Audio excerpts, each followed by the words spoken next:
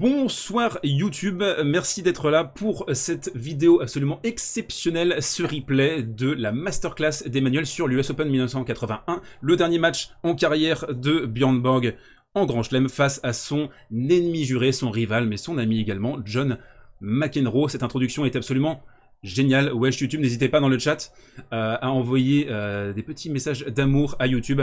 Donc on est parti, je vais envoyer le grand format, comme ça, paf.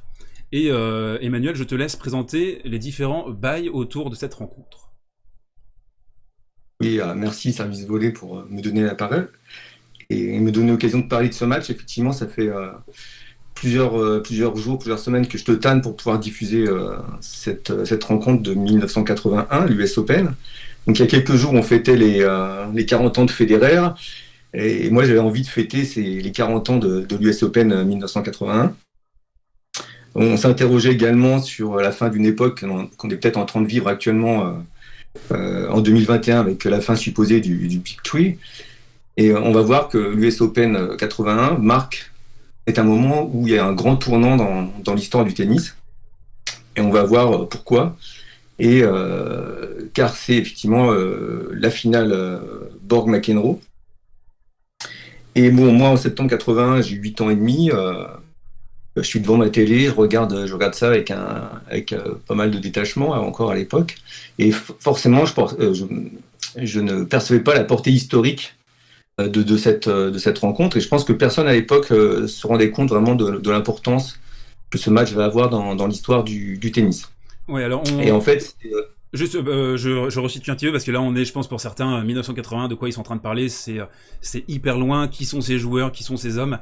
Björn Borg, on le rappelle, hein, il a jamais remporté ce tournoi de l'US Open, malgré 4 finales au total, donc c'est quand même un 0 sur 4 assez cuisant. Il a fait une finale en 76, d'ailleurs des regrets sur cette finale, c'est une finale contre Connors qui se jouait sur terre battue à l'époque, l'US Open, figurez-vous, ce n'était pas sur le Lecold désormais, donc 76 première finale, défaite. Ensuite, en 78 également, une défaite face à Connors, décidément les Américains, parce qu'on aura... Et on aura ensuite McEnroe en 80 qui va le battre. Et sur cette rencontre, donc qui est la dernière de Borg, on va pas forcément spoiler le résultat final, mais vous avez une petite idée. Bah, si en fait je viens de le dire, il a également perdu cette rencontre avec un certain lâcher prise dans la dernière manche. Borg aussi, pour resituer peut-être pour les plus jeunes, c'est 11 grands chelems. C'est un palmarès absolument énorme, c'est un peu le James Dean du tennis, c'est un joueur qui a complètement métamorphosé ce sport, qui l'a rendu hype, qui l'a rendu populaire, qui a attiré un autre public à ce sport. En fait, je pense que c'est un croisement entre, je sais pas, Nick Kyrgios et Roger Federer peut-être. Peut-être pas, c'est peut-être un peu aléatoire comme comparaison. Et on a aussi donc le palmarès, hein, pour revenir, Roland Garros 74, 75, 78, 79, 80, 81. Et Wimbledon, invaincu de 76 à 80.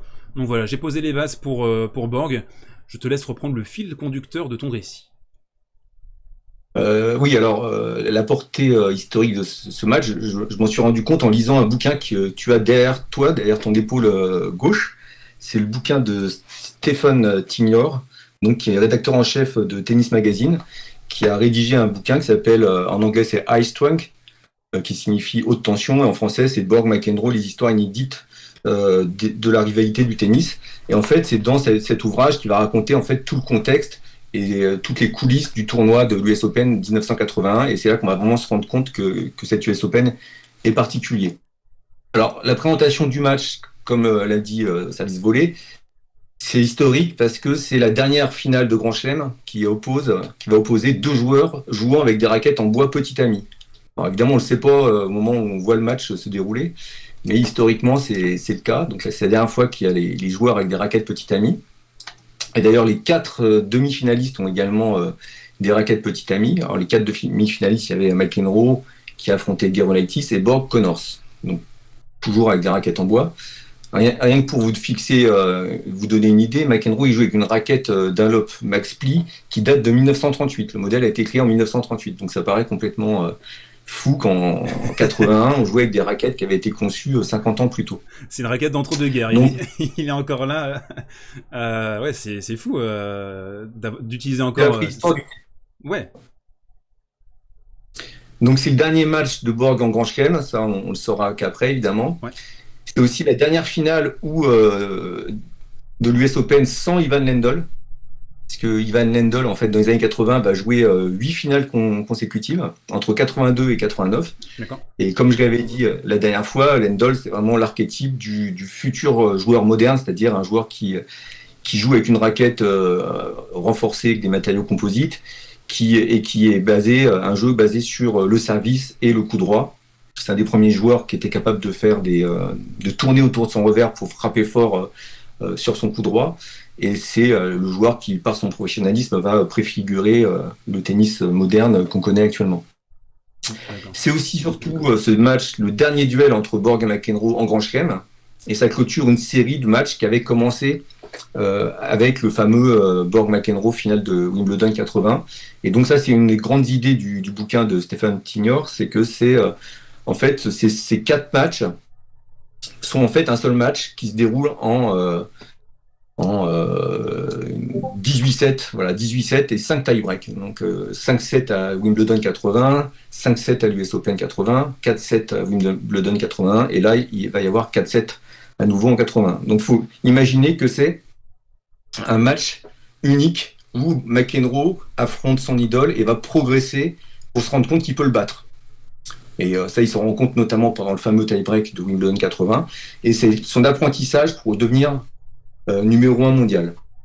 Ça, c'est une grande idée dans le bouquin et aussi dans je me base aussi sur l'autobiographie de McEnroe qui s'appelle Vous êtes sérieux, oui. Et il en parle également de l'importance de ces matchs face à Borg. C'est l'autobiographie qui est une très bonne lecture, et il explique aussi à quel point, donc tu dis, il a idéalisé Borg, qui est arrivé sur le circuit plus tôt que lui, que John McEnroe, et il y avait un peu cette relation d'idolâtrie, mais en même temps Borg il s'est pris un peu d'affection pour ce caractère, et ils étaient relativement amis en début de carrière, et puis ça s'est un peu effiloché au fil du temps. Il y avait toujours un bon contact, mais en 81, au moment de cette finale, ça s'est un peu effiloché, peut-être avec le changement de domination, où McEnroe a commencé à faire tourner les choses.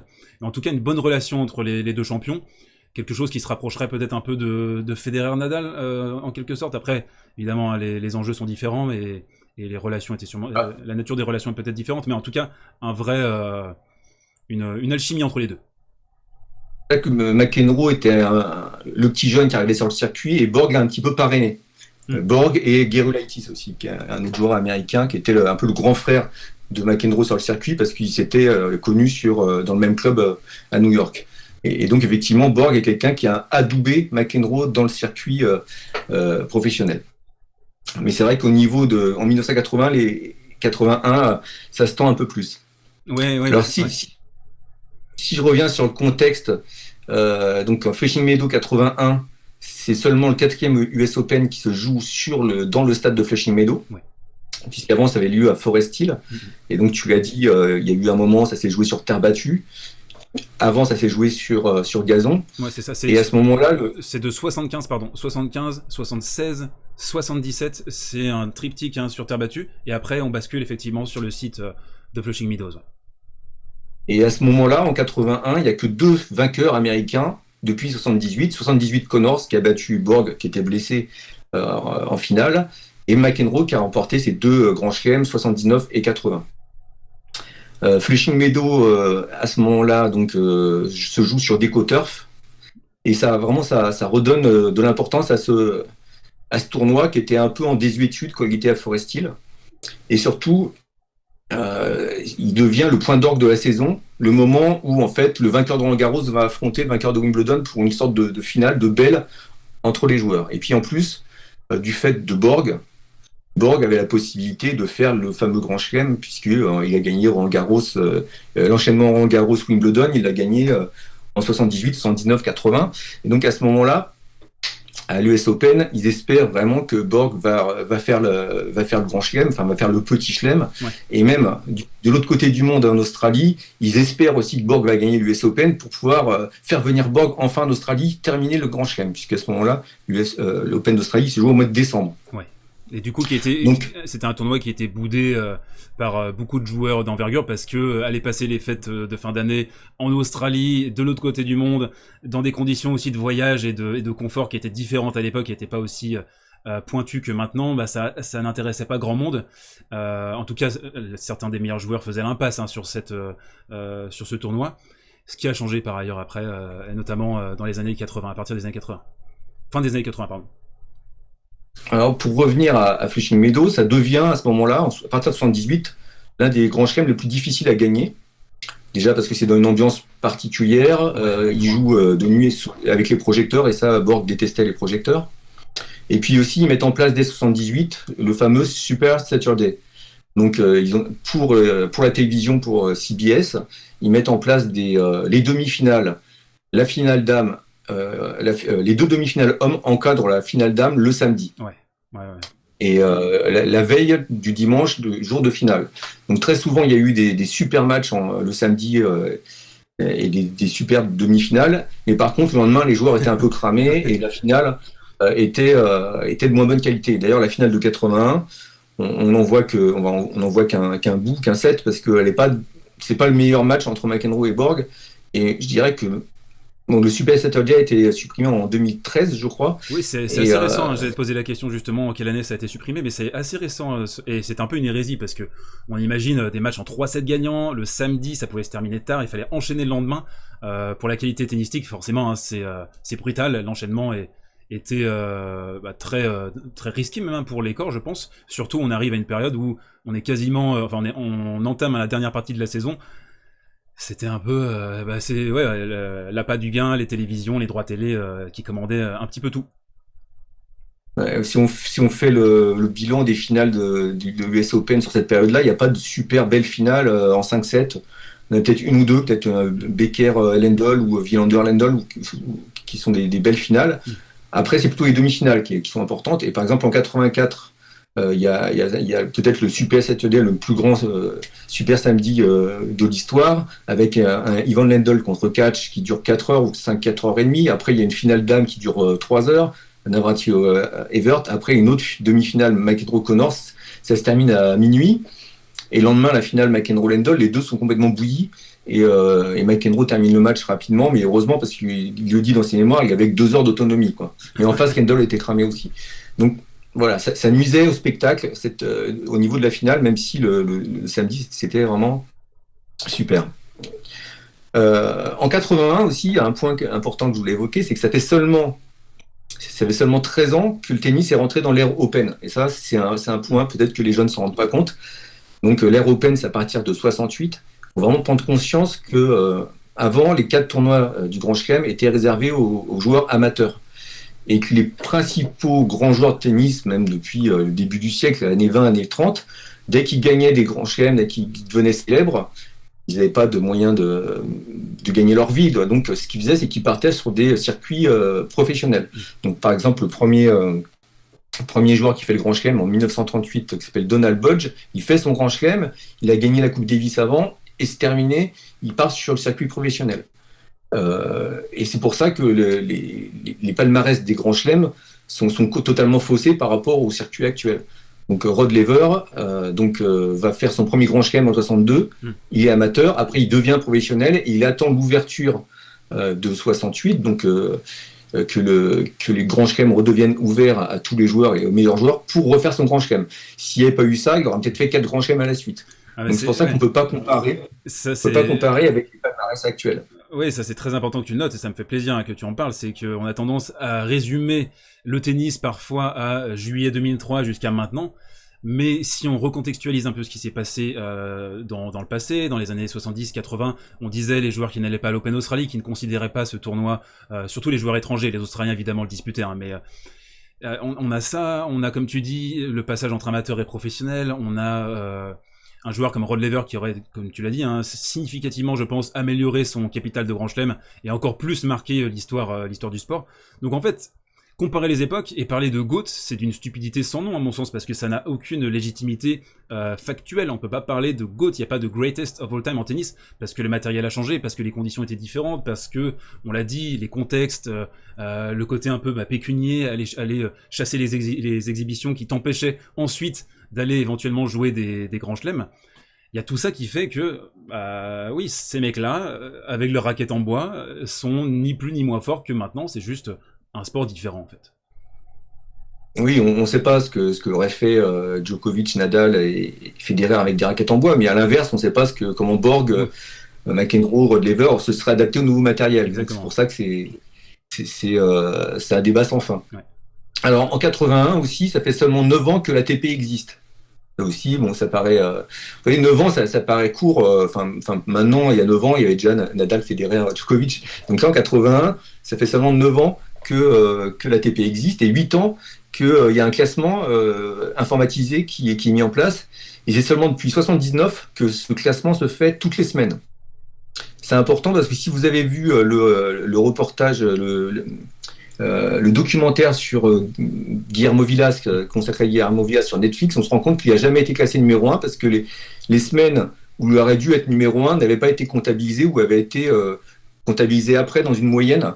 Et il n'a jamais eu de semaine où il était numéro 1, ce qui était totalement injuste, mais c'est à cause de ce classement qui n'était pas encore tout à fait informatisé et pas tout à fait formaté. Donc ce que je voulais dire, c'est qu'en 81, on est vraiment au début de la structuration du tennis actuel. Il y a les choses qui sont en train de se mettre en place et c'est en train de se figer. Et on va retrouver tout ça maintenant. Alors, désolé Emmanuel, petite question dans le chat, on va prendre aussi quelques questions de temps en temps. Et il y a une question sur le tennis professionnel, en fait, qu'est-ce qu'ils faisaient les pros à l'époque, c'était quoi la distinction, rapidement, si tu peux expliquer en une minute la différence dans ces années-là. Les tournois du Grand Chelem étaient donc amateurs, donc il n'y avait pas de prix, il n'y avait que des coupes à gagner. Et pour pouvoir vivre, les joueurs en fait étaient embauchés par des super promoteurs qui les embauchaient, qui faisaient des tournées dans toutes les villes du monde et surtout aux États-Unis en proposant, je sais pas moi, Lever contre Emerson, Tilden contre Borotra, enfin en fonction des époques, c'était comme des tournées d'artistes. Parce qu'à l'époque, il n'y avait pas de télévision, quoi. La façon de connaître ces joueurs, c'était peut-être un peu la radio, d'entendre les résultats, mais le public ne voyait les joueurs qu'à travers les actualités dans les cinémas, peut-être. Donc il n'y avait pas vraiment de circuit. Le circuit n'était pas du tout structuré comme aujourd'hui. C'était un peu en gros comme un cirque déambulant avec on payait des stars, on pouvait se payer des stars et puis on les faisait s'affronter pour intéresser les gens, pour remplir les tribunes et il y avait un système économique qui tournait autour de ça en fait. Tout ça parce qu'ils n'étaient pas professionnels, donc ils n'avaient aucun moyen de vivre, et puis certains joueurs venaient de milieux assez modestes au départ, ouais. Donc pour eux, ils se devaient pour leur pays, pour leur fédé, de gagner un grand chelem, gagner la Coupe Davis, mais après, ils s'étaient libérés de cette pression, ils pouvaient vivre leur vie de leur sport. Et comme ils savaient que les carrières d'années... Bru qui demande, il n'y avait pas de prize sur les grands chelems à l'époque?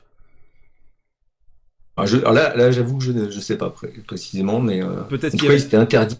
Ouais, peut-être qu'il y avait des prizes, mais ça devait être vraiment marginal pour que les joueurs se sentent obligés de devoir quitter le rang amateur pour aller chasser l'argent à côté. On peut aussi se remettre un peu dans le contexte, c'est-à-dire que les carrières à cette époque, elles duraient pas non plus des siècles. Il y a quelques joueurs qui ont joué très longtemps. Lever d'ailleurs a joué très longtemps, mais c'est un sport jusqu'à tard, jusqu'à ces dernières années où à 30 ans t'étais considéré comme un vieux. Donc il fallait capitaliser sur ton talent, sur ton aura, vite, faire de l'argent pour penser à ton après, ta retraite, tes enfants, etc. quoi. Et d'ailleurs, ils ont montré récemment, ils ont montré une vidéo de Rod Laver qui échange avec Federer, alors qu'il a 80 ans, je crois qu'il vient de fêter ses 83 ans, et il a fait un match exhibition contre Federer. J'ai vu ça, à l'Open d'Australie. C'est très sympa. Ouais. Alors pour revenir au contexte, là, parce que là le match avance et on va arriver au moment important. Ouais. En 80, c'est la première fois depuis 75 que Borg n'est pas tête de série numéro 1. Oui.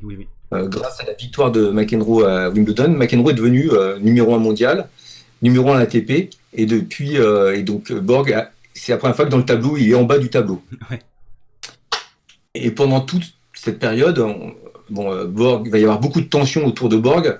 notamment, il va recevoir des menaces de mort, notamment la veille de cette finale, avant sa demi-finale contre Connors. Et à partir de là, il est accompagné par des gardes du corps et c'est particulier. Oui, alors, je fais référence à l'article de Laurent Vergne, hein, c'est un grand récit, je vous invite à le lire en complément de cette petite vidéo, évidemment, qui évoque un sniper sur le toit, et on le voit aussi sur ces images, je trouve, c'est très oppressant, les spectateurs sont très près, il y a une petite couronne, on le voit hein, sur le fond du cours, on voit des spectateurs, il y a une espèce de masse de gens, et je peux comprendre un peu le côté oppressant, le côté... t'es l'étranger sur le sol américain. McEnroe vient de faire un super point. Ouais. Et oui, il peut y avoir ce côté, en plus de la menace de mort, et qui peut mettre de la pression, de la tension. Borg qui a perdu trois fois en finale déjà avant ce match. Il arrive au bout de son aventure tennistique, mais ça on le saura qu'après, comme tu l'as dit. Mais oui, on voit ces images, hein, c'est intéressant. On sent qu'il peut y avoir une certaine hostilité. Alors, les enjeux de la rencontre, principalement, c'est déjà la place de numéro 1 mondial et de champion du monde, puisque le champion du monde, à la fin de l'année, c'est celui qui a remporté le plus de grands chelems. Donc là, c'est la belle entre McEnroe qui a gagné Wimbledon, Borg qui a gagné Roland Garros. Donc c'est le titre de champion du monde qui est en jeu. Et quel que soit le vainqueur, il va rentrer dans l'histoire, puisque soit c'est le premier titre pour Borg, premier titre à New York, soit c'est la 3e victoire consécutive de McEnroe, ce qui à l'époque est exceptionnel, puisque le précédent champion à l'avoir réalisé, c'était Bill Tilden dans les années 20. Donc voilà, l'enjeu du match, c'est rentrer dans l'histoire pour l'un et pour l'autre. On a une question, pourquoi Borg était menacé? Il y avait beaucoup de menaces de mort à l'époque, hein. Je crois qu'il y a John Lennon qui meurt à peu près dans ce secteur-là. Il était menacé parce qu'il était suédois et qu'il menaçait la suprématie américaine, peut-être, aussi simple que ça, non? Non, parce que justement, le public était à fond pour Borg, à cause de ce contexte. À cause de, en fait, McEnroe a déjà gagné l'US Open, et là, j'en viens justement à tout ce qui est autour de Borg. On est à un moment dans la carrière de Borg, on se demande ce qui se passe quand même. Depuis un an. Depuis son mariage, en fait, il s'est marié en juillet 80, 15 jours après sa finale de Wimbledon. Et d'ailleurs, on le voit dans le film de fiction là, qui a été fait, Borg-McEnroe. On voit quand même que Borg, psychologiquement, il est quand même pas loin du burn-out, quoi. Il se pose beaucoup de questions, il en a marre de toute cette pression autour de lui. Et en fait, à partir de mi-80, il commence à avoir des défaites récurrentes face à des joueurs contre lesquels il perdait pas. Il perd contre Lendl, il perd la finale de l'US Open l'année précédente. Il perd deux fois contre Lendl, il perd contre Scanlon, qui n'était pas un joueur extraordinaire. Il perd contre Thomas Smith aussi, qui était un bon joueur des top 20, qui n'était pas un joueur extraordinaire, à la fin de l'année. Donc, il est de moins en moins présent sur le circuit ATP. Il fait de moins en moins de tournois. En fait, entre l'US Open 80 et l'US Open 81, il ne fait que 11 tournois. Donc sur un an, c'est très peu. Il en gagne 4, dont Roland Garros et le Masters aussi. Mais là aussi, lui, il se consacre plutôt son temps aux exhibitions. Il y a beaucoup de questions à ce moment-là qui se posent sur Borg. Par exemple, avant Roland Garros 81, on ne sait pas ce qu'il est devenu. Parce qu'il n'a pas joué depuis 3 mois. Quand on l'a pas vu, il a joué à Monte Carlo en mars 81 ou avril 81. Il perd au premier tour contre Pepsi. Et il y a beaucoup de questions. On se demande s'il va jouer Roland Garros. Et d'ailleurs, Tennis Magazine de l'époque, le fameux numéro avant Roland Garros, c'était Borg, sera-t-il là? Quel Borg? Le mystère. Et on voit d'ailleurs dans The French un documentaire qui est disponible sur Amazon Prime. On a fait la pub pour Netflix, petit cadeau pour Amazon Prime. On voit l'aura du mec, et je pense que c'est impossible à imaginer pour nos yeux de maintenant. L'aura du mec, il n'y a pas internet, tu vois Borg, en fait, tu l'as vu qu'à la télé, sur des télés un peu minables où on voit rien, faut taper sur la télé pour avoir un peu de signal. Et dans ce documentaire, je trouve qu'on voit précisément à quel point ce mec est quasiment un mythe vivant. Il dépasse en fait, il dépasse tout. C'est à chaque fois qu'il marche, il est entouré d'enfants, tout le monde le regarde. Lui, il a ressenti un isolement par rapport à ça. C'est vraiment, je suis désolé d'employer un peu les mots crus, c'est une putain de rockstar à cette époque. il a 25 ans, et puis ça va finir par le consumer en fait, et aussi peut-être son style de jeu où il intériorisait tout systématiquement. Il disait d'ailleurs, je sais plus c'était sur quelle finale de Wimbledon, où il avait dû complètement ravaler sa rage pour essayer de se relancer. On était sur une autre époque, alors il y avait certes pas la pression des réseaux sociaux et tout, mais on sent que c'était... Voilà, ça dépassait le cadre en fait, Borg. Il y avait un truc supplémentaire, et manifestement ça l'a consumé très vite. Donc il va à Roland-Garros sans avoir joué de tournoi de préparation pendant 2 mois. Il gagne Roland-Garros facilement avant la finale où il a quand même un peu de mal contre Lendl. Après, il joue Wimbledon, il perd en finale. Et là, il est un peu soulagé de perdre son statut de numéro 1 et d'évacuer la pression sur McEnroe. Et d'ailleurs, il se fixe comme objectif, le seul objectif qui lui reste dans sa carrière à ce moment-là, c'est de se dire, bon, j'ai perdu ma place de numéro 1, ce que je veux gagner, c'est l'US Open. Et il va se donner les moyens. Pour la première fois, il part 15 jours avant à New York. Il loue une immense maison, il s'entraîne, il s'acclimate à New York pour gagner l'US Open. C'est vraiment son objectif de fin de carrière. Mais je pense que les gens se posent déjà la question si Borg ne va pas arrêter sa carrière. En plus, à ce moment-là, au niveau de l'ATP, à l'US Open, les joueurs devaient signer une forme de contrat pour s'engager à faire un certain nombre de tournois l'année suivante. Et Borg avait refusé de signer ce contrat, donc on savait qu'il y avait peut-être quelque chose, que Borg allait peut-être arrêter quelques mois après. Ouais, déjà, il y a des signaux qui montrent qu'il est un peu bouilli, et ouais, le burn-out pointe le bout de son nez. Alors là, je vais peut-être m'arrêter de parler, parce qu'au niveau du match, en fait, on arrive au moment décisif, c'est-à-dire que donc il y a un set partout, Borg a remporté le premier, McEnroe le deuxième, ouais. Et Borg a fait le break, il mène 4-2. Et en fait, là, le public, alors je sais pas si tu peux mettre le son, mais le public est vraiment à fond derrière Borg. Et c'est là que le match va tourner, donc on va pouvoir apprécier ces quelques minutes. Donc il y a 4-2 pour Borg. Service McEnroe.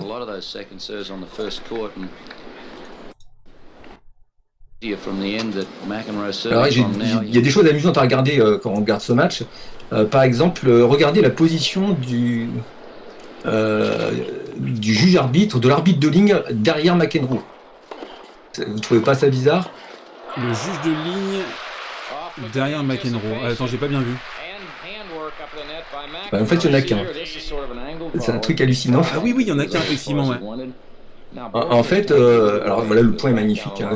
Oui, bah la fameuse volée bien contrôlée, bien amortie de McEnroe. Alors, en fait, pourquoi il y a qu'un seul juge? Regardez l'arbitre. Hop, il bouge pendant le service. C'est un truc hallucinant. En fait, il faisait des économies de personnel. Il n'y avait pas un arbitre par ligne au fond du cours, et donc un arbitre devait juger 2 lignes. Hop, et on voit, il bouge. Ah oui, ok. Et donc il y a un juge de ligne de l'autre côté pour la ligne de droite. Voilà. Donc c'est hallucinant. Surtout qu'on a McEnroe.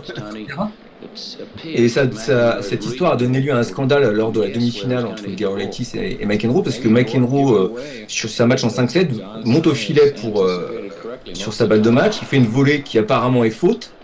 Sauf que l'arbitre est de l'autre côté, en fait, est derrière McEnroe pour juger la longueur de la balle. Et l'arbitre dit que la balle est bonne, et Gerolaitis est fou furieux parce que l'arbitre était vraiment trop loin pour pouvoir juger, quoi.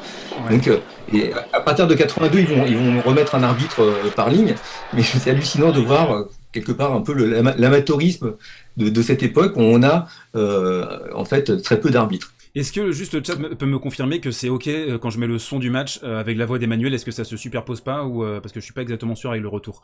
Oui, on peut imaginer qu'il va y avoir des possibilités un peu de gruge et de c'est ok, d'accord. Et que les joueurs américains pourraient être un tout petit peu favorisés et qu'il n'y a pas trop moyen de contester, quoi. Ça ouvre le terrain à des polémiques. Alors attention, Borg sert, il sert pour mener 5-3. On va mettre le son du coup.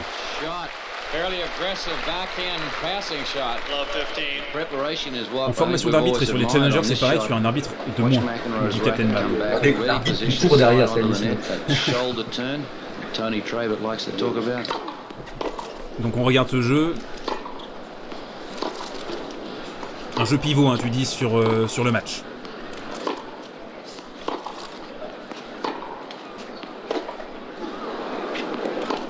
Alors, écoutez aussi le son des raquettes, ça n'a rien à voir avec aujourd'hui.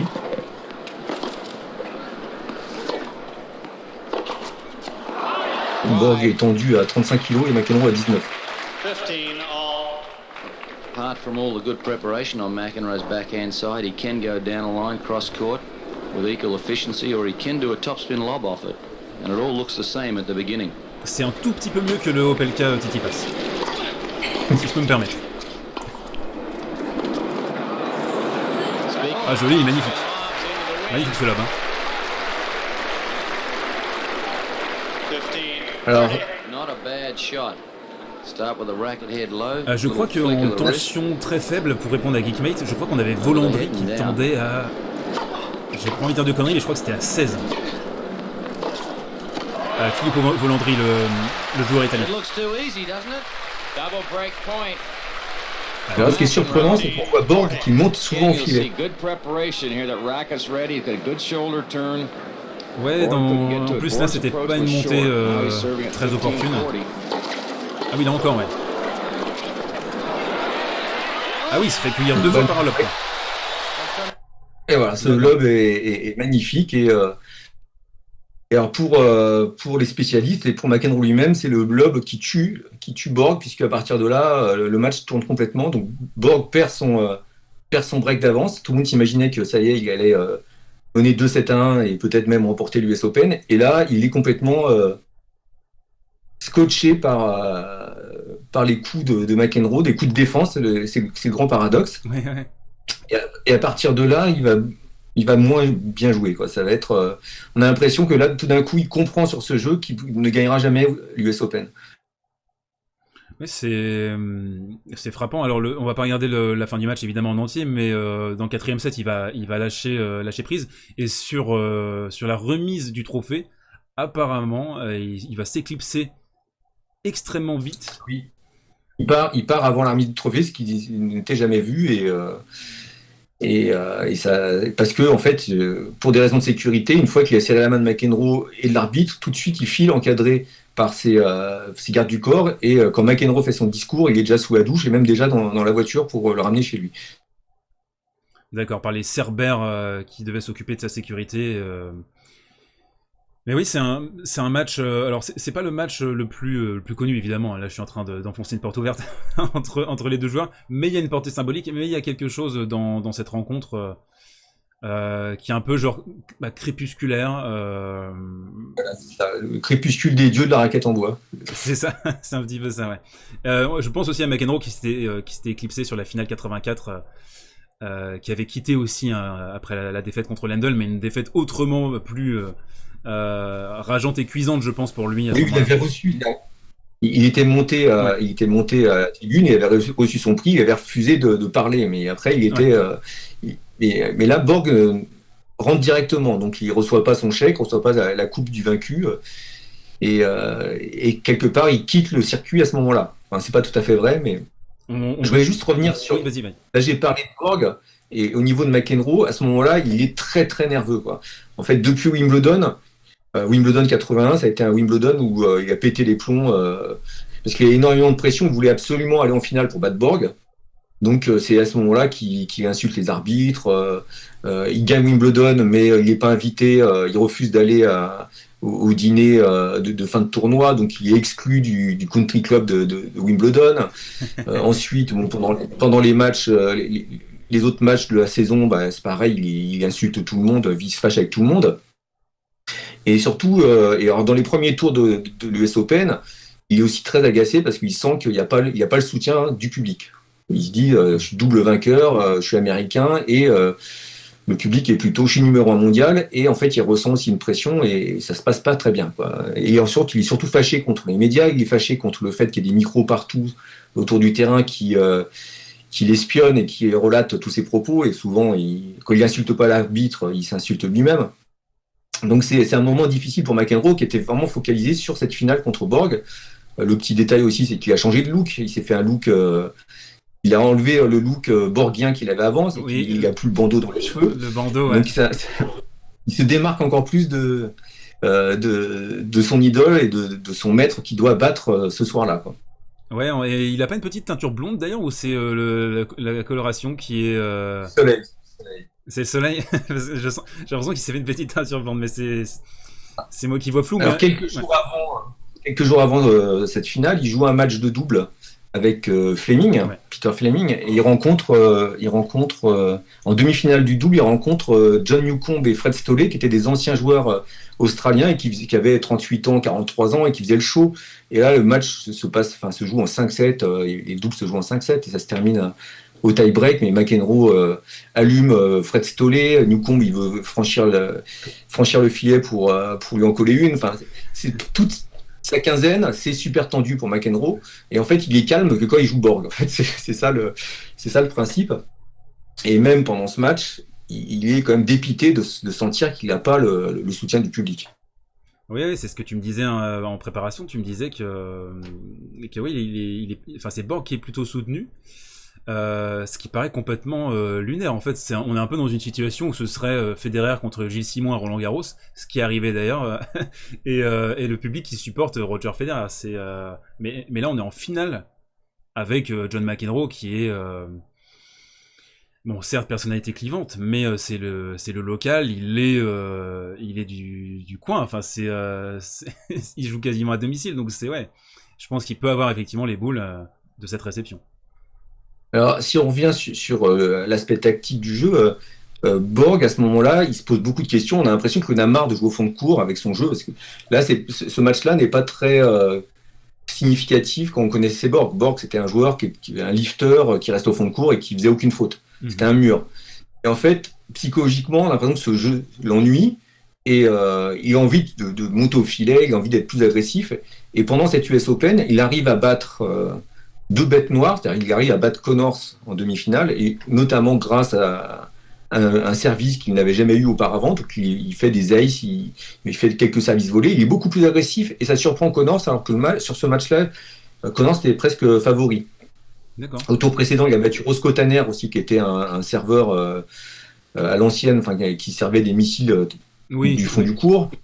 Il l'avait battu en 79, je crois, et qui était une forme de bête noire aussi. Et là aussi, il arrive à le battre en étant agressif, en montant au filet, en étant avec un jeu qui est un peu contre nature. Et là, McEnroe a étudié ça avec son entraîneur, Tony Palafox, et c'est pour ça qu'il lui fait des lobes, parce qu'il a remarqué que Borg s'avançait quand même pas mal dans le terrain, collé au filet, et donc le lob était la stratégie adéquate pour surprendre Borg, et c'est ça qui va tuer Borg sur ce match-là. Et donc c'est le paradoxe, parce que Borg perd ce match sur des armes qui sont plutôt les siennes. Et lui, on essaie de jouer comme McEnroe. C'est étonnant parce que, alors, est-ce que c'est dû à peut-être un travail physique un peu moins optimal, une envie d'abréger, peut-être je sais pas, un tempérament limite, j'allais dire suicidaire, peut-être pas, c'est peut-être un peu exagéré, mais oui, c'est une évolution en tout cas qui peut interpeller, de jouer de cette façon. Je pense qu'il en avait marre de son jeu. Ouais, et là on voit hein, la tête, bon il a limite envie que ça s'arrête. Après, Borg avait même cette tête-là quand il était quand il était foudrage. Ça c'est Borg foudrage là. Après, ce qui est marrant par rapport au match moderne, c'est qu'on voit que les jeux, les points s'enchaînent, quoi. Ils vont pas s'essuyer avec leur serviette pendant un quart d'heure, ils font pas de pause entre les sets. Enfin, c'est un autre rythme quand même. Les points défilent, c'est autre chose. Oui, c'est revitalisant. Si vous avez des questions dans le chat, n'hésitez pas. Hein, si vous avez des questions à poser à Emmanuel sur cette époque, sur Borg, sur McEnroe, une petite curiosité peut-être, n'hésitez pas, on est encore là pour quelques minutes. Est-ce que tu avais des points encore essentiels à retirer de ce match crépusculaire? Alors, ce qui est amusant, c'est ce qui s'est passé après. Donc, une fois le match terminé, c'est-à-dire que, par exemple, j'ai découvert qu'une dizaine de jours après, Borg joue un dernier tournoi à Genève. Et au premier tour, il rencontre un petit jeune qui a à l'époque 16 ans ou juste 17 ans, qui s'appelle Mats Wilander, qui est le vainqueur de Roland-Garros junior en 81. Et Borg lui met 6-1-6-1. Premier tour de Genève. Et 9 mois après, Wilander gagnera Roland-Garros 82. Donc c'est marrant de voir que la seule fois où ils se sont rencontrés, Borg et son successeur, en fait, Borg lui a foutu 6-1-6-1.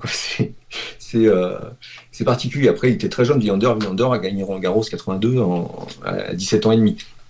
Oui, et après, la marche est souvent très haute quand tu arrives à ces hauteurs-là. Je me souviens aussi d'un Safin Djokovic à l'Open australien en 2005, où Safin met une branlée à Djokovic, et au final, Djokovic est devenu Le joueur que l'on sait, on a une petite question de Captain Mav. Comment s'est passée la transition raquette en bois et raquette moderne par la suite? Donc là, tu disais, hein, c'est la transition, c'est là, c'est à ce moment-là. Bah, c'est le dernière finale avec les raquettes en bois. L'année suivante, il y a Connors qui gagne encore des tournois. Bon, lui, il a une petite raquette, petite amie, mais c'est avec sa raquette métallique. Mm-hmm. Mais après, bon voilà, Villander, il remporte Roland Garros 82 avec une, je sais pas si vous vous souvenez de cette raquette Rossignol, grand ami avec ce qu'on appelait le pont inversé. Et puis après, il y a Noah avec sa grande raquette. Et puis McEnroe change de raquette en 83. Et d'ailleurs, McEnroe, après cette victoire de l'US Open 81, on s'imagine qu'il va dominer le circuit. Et pas du tout, en fait. Il va enchaîner avec la Coupe Davis, où alors, c'est pareil, il va s'embrouiller avec tout le monde. Il va même s'embrouiller avec son capitaine Arthur Ashe. Il gagne la finale contre l'Argentine. Là aussi, c'est limite. Il ne vient pas aux mains avec un joueur argentin qui s'appelait Russell Whistler. Mais en fait, quand son ami Borg lui dit qu'il va prendre sa retraite, il ne va pas s'en remettre pendant 2 ans. Quoi. Il va mettre 2 ans pour gagner un autre tournoi du Grand Chelem, Wimbledon 83. Et entre-temps, il va passer, donc en début 83, mai 83, il passe à la raquette Moyen-Tami, la fameuse Max de Sanger. Et si on fait le bilan de McEnroe, l'ère McEnroe, en fait, il aura dominé le circuit vraiment qu'en 81, quand il gagne Wimbledon et US Open. Il finit l'année premier. Après, il est désigné en 83 numéro 1 mondial, mais dans les faits, il a gagné que Wimbledon cette année-là. Il domine pas beaucoup encore son sujet, et c'est vraiment l'année 84 qui est sa grande année. Et après, bon, il régresse pour différentes raisons qu'on a déjà évoquées. Mais ces 2 grandes saisons, c'est 81 et 84. D'accord, très bien. Et alors, ce qui est amusant, c'est qu'après le retrait de Borg, plutôt que de donner un coup d'accélérateur à la carrière de McEnroe, ça a donné un coup d'accélérateur à Connors.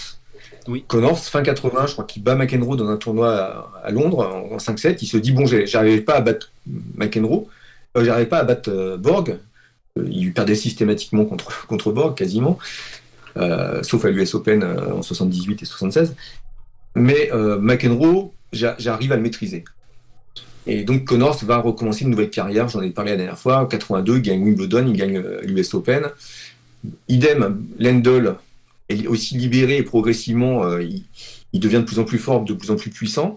Et donc c'est McEnroe 82-83, il va plutôt être, ça va être des années difficiles pour lui, avant qu'en 84, il prenne tout son envol et qu'il réalise la saison quasi parfaite, excepté la fameuse finale de Roland Garros, qu'on a vue ensemble. Oui, sur une séance vintage la première séance vintage d'ailleurs, et la meilleure certainement. Et alors pour finir sur une note un peu triste, puisque donc le bouquin de Steven Tignor se termine là-dessus, ça se termine sur la mort de Gerulaitis. Donc Gerulaitis était le 4e larron, le 4e demi-finaliste de l'US Open. Alors je sais pas s'il est plus jeune. Rod Laver à droite. Rod Laver, et je crois que je me demande si c'est pas Donald Budge à côté de lui. Peut-être, ouais. Voilà. Donc les deux vainqueurs de Grand Chelem ensemble. Pardon, je t'entends. Donc, oui, non, je disais, j'invite les plus jeunes à taper Gerulaitis sur Google pour voir la tête qu'il y avait. Gerulaitis, c'était peut-être l'équivalent de Safin dans les années 70. Exactement, c'était un joueur très rock'n'roll, quoi. Ses camarades de jeu l'adoraient parce qu'il passait sa vie en boîte de nuit. Il arrivait sur les tournois en Rolls-Royce avec plein de jeunes femmes autour de lui. Donc c'était pas du tout un joueur. C'était un joueur rock'n'roll, quoi. C'était pas un joueur pro. Il a quand même gagné l'Open d'Australie. Mais à chaque fois sur Wimbledon, Roland Garros, US Open, à chaque fois il perdait systématiquement en demi-finale soit contre Borg, soit contre Connors, soit contre McEnroe. Il perd d'ailleurs une grosse finale contre Borg à Wimbledon, c'est pas en 77 ? Une demi-finale extraordinaire. Qui a une très très grosse réputation, et je crois qu'elle est disponible sur YouTube, il me semble en intégralité. J'avais regardé quelques séquences et ça jouait pas mal. Et très belle qualité, c'est un joueur traditionnel qui a été formé dans la même école que McEnroe, c'est-à-dire c'est son club de New York, qui était un club qui avait été inventé, donc président Harry Hopman, le grand coach des Australiens, à Port Washington exactement, à New York. Donc Gerulaitis faisait partie des proches de McEnroe, c'était un joueur aussi d'attaque, service volé, revers à une main. mais il n'a pas eu la carrière aussi brillante que ses camarades, mais il était vraiment pote avec tout ce petit milieu. Et malheureusement, en 94, il décède dans des conditions un peu ridicules, quoi, parce qu'il est asphyxié chez lui par une fuite de gaz ou de dioxyde de carbone. Ouais. Et donc, à l'enterrement de Gurlighty, ça a lieu le 18 septembre 94, donc 13 ans pile quasiment après cette finale, encore en septembre. Et donc on voit Borg, Connors et McEnroe qui sortent le cercueil de leurs copains, et c'est raconté dans le livre, et vous pouvez aussi chercher les images dans Google, dans YouTube. Il y a cette image poignante, par exemple, McEnroe et Connors qui se détestent, chacun s'embrasse et pleure dans les bras de l'autre, et donc pour l'auteur du bouquin, c'est en fait, on a l'impression qu'ils enterrent leurs copains, mais ils enterrent aussi toute une époque du tennis, l'époque du tennis de la raquette en bois qui est disparue avec ces 4 joueurs et qui est désormais totalement révolue. Magnifique, Emmanuel. Quelle belle... Je le regarde d'Henry Kissinger, c'est pour ceux qui le connaissent. Belle conclusion à cette histoire. Tragique conclusion à cette histoire, mais oui, un arc très important du tennis. J'espère que ce récit vous a plu. Merci Emmanuel d'avoir été disponible pour le raconter. Et à très très vite pour de nouvelles aventures sur cette chaîne secondaire. Ciao!